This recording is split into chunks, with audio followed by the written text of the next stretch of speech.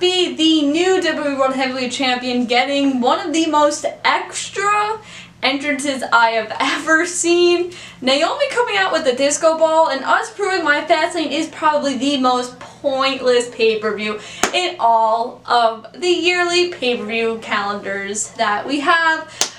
Welcome to another episode of Can We Talk Wrestling, as we are reviewing the March 8th episode of Monday Night Raw, and we are starting right now.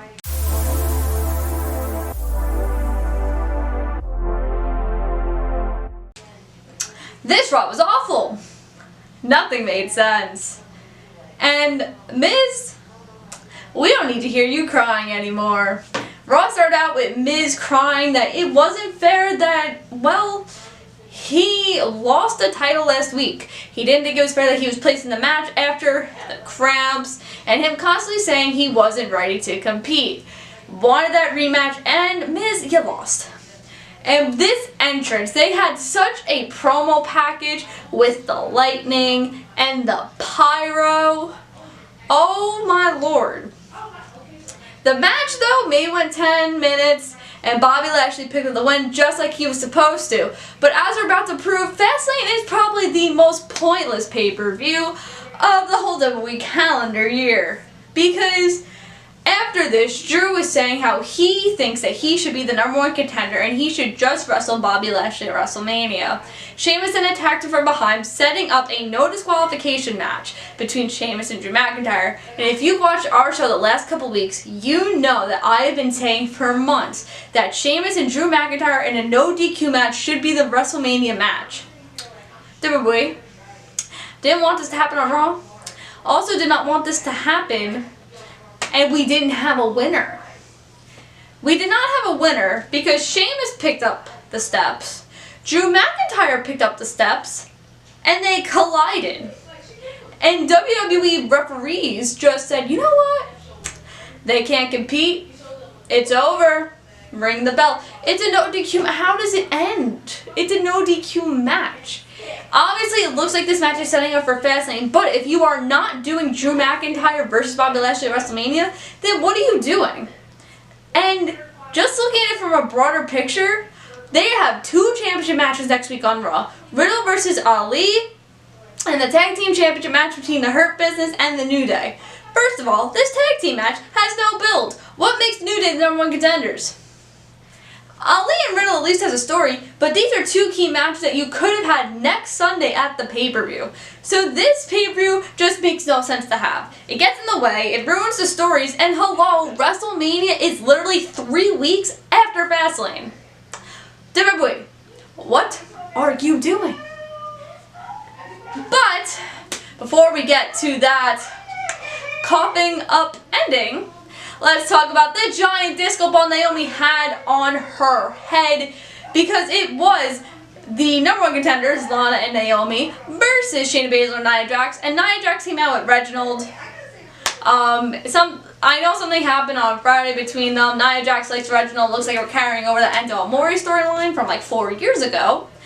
And Nia and Shayna won. Big shocker. William Regal, if your big announcement is that you are making NXT Women's Tag Team Championships, no one is going to use them. It's not going to be you. You can't even use your regular Tag Team Championships for the woman. You're making NXT one? Really? No. But, in better news, WrestleMania tickets go on sale next week. Let's get hyped. But I need to talk about Shane McMahon, because it looks like Shane McMahon forgot his promo on live TV. Because, you know, he apologized to Strowman earlier in the night for, you know, embarrassing him over a series of weeks. And Shane was like, well, there's one more thing I need to do. And he goes out there and he's like, I'm not calling you stupid. I'm not calling you stupid. I would never call Braun stupid. Calling Braun stupid? This went on for about 5 minutes and it was the cringiest thing I've ever seen in my life. Never do this again. It was awful. Awful. No one wants to see Shane McMahon wrestle. Shane, can you just go into the producer role that, like, you have already? Like, bro, no. And finally, how many times have we seen AJ Styles versus Randy Orton since WrestleMania? 35? Ha! Love when things don't make sense. Basically, this match came about because AJ was teasing Randy on the fact that the Fiend is after him. And they made this match, and it was back and forth for a good 15 minutes, and it was really good.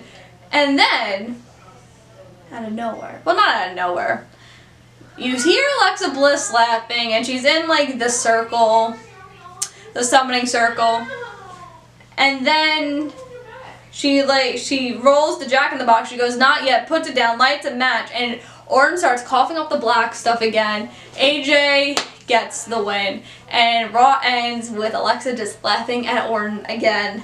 I like that we're doing this teasing stuff. I think it's one of the only storylines that makes sense now on Raw, and it makes me really excited. I can't wait to see what else we build from here, and I can't wait to see The Fiend come back on WWE television, which may or may not be soon. But overall, Raw clearly has no idea what they're doing, and I'm not, like, bashing it because, oh, it was good. The Sheamus Drew match was good, but I'd rather see it at WrestleMania, and I really just, Raw needs to get their stuff together because WrestleMania is in almost 4 weeks, and it looks like they don't know what they're doing. Make sure to like this video, comment what you guys thought about Raw, the good, the bad, the ugly, and everything in between. Make sure to subscribe and click that bell for notifications. And if you did not check out my AEW Revolution predictions on the Allelitepod, make sure to check that out. Go to No Holds Barred Network on YouTube and check out the video.